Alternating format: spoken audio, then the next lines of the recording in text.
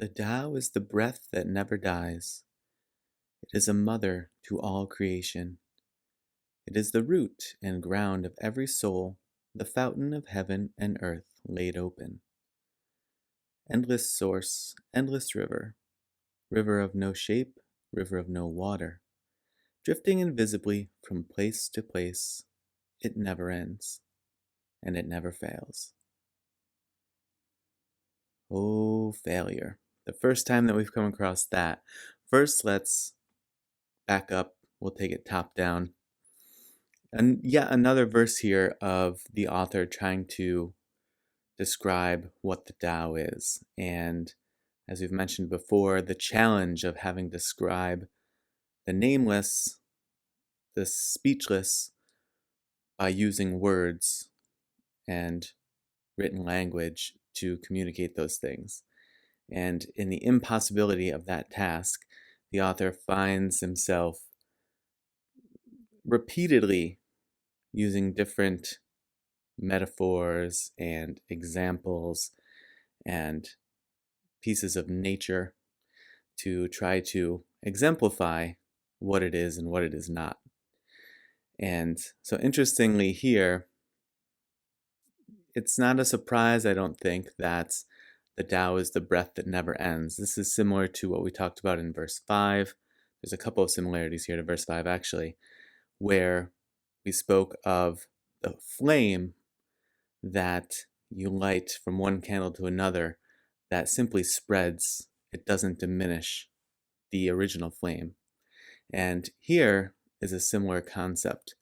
The Tao is the mother to all creation. So as you look out and you see anything and you experience anything, it is all of that. There's not certain things that it gave birth to and set in motion and certain things it didn't. It's just all of it.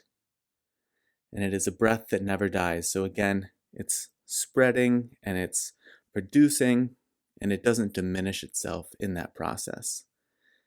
I think this is an interesting phrasing. It is the root and ground of every soul. So not only is it the root, right, that origination point for a plant, but it is the ground as well. So it is the thing that holds the root in place, that root spreads into to give support to that which it's going to produce itself. And also the ground provides the nourishment. So it provides the fundamental foundation, the stability, and the nourishment for that root to take hold and then give shape to whatever life form it's producing. The fountain of heaven and earth laid open. This is another callback to verse 5, where we spoke a lot about heaven and earth arising mutually, that there isn't heaven and then earth, or earth and then heaven infusing itself into earth. It's that these two things come about simultaneously.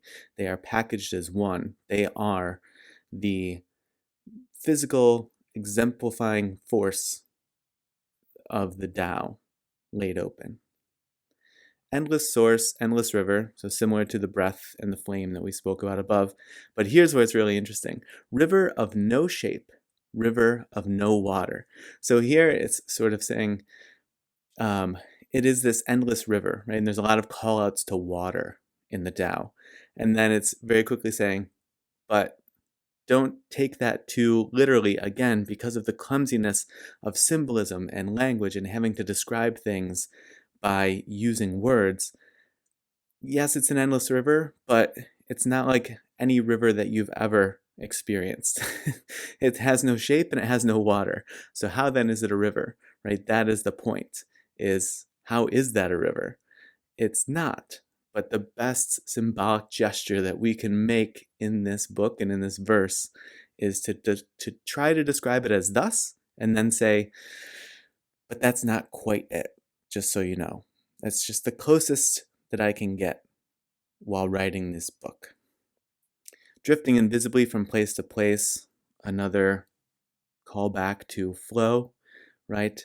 The Tao talks a lot about staying low, going to the low spots where man doesn't go or humankind doesn't go, and talking about, taking the path of least resistance, if you will.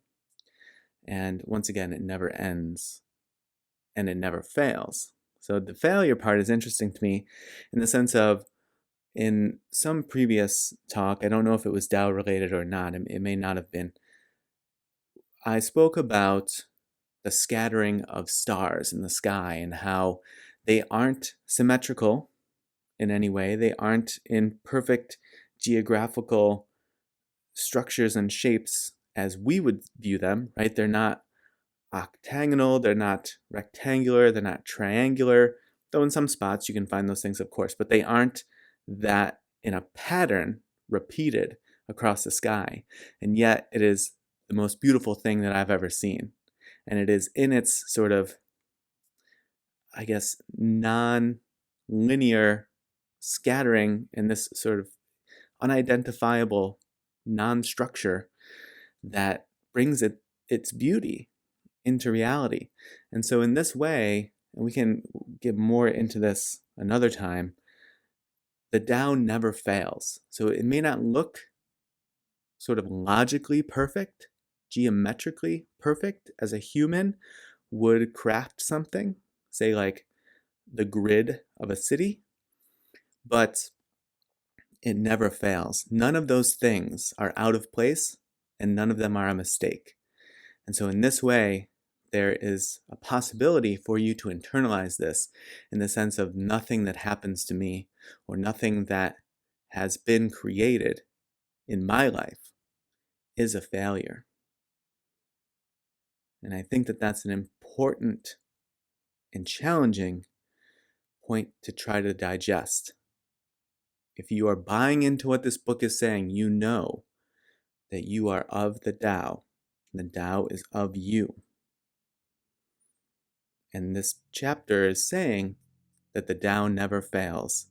Therefore, nothing that is happening or has happened to you is a failure. And if you've viewed it as that, this might be an opportunity to review that way of thinking and see if you think it stands up to the other elements that we find in this book, especially if you believe the description of the flawless Tao and that you are a creation of the Tao.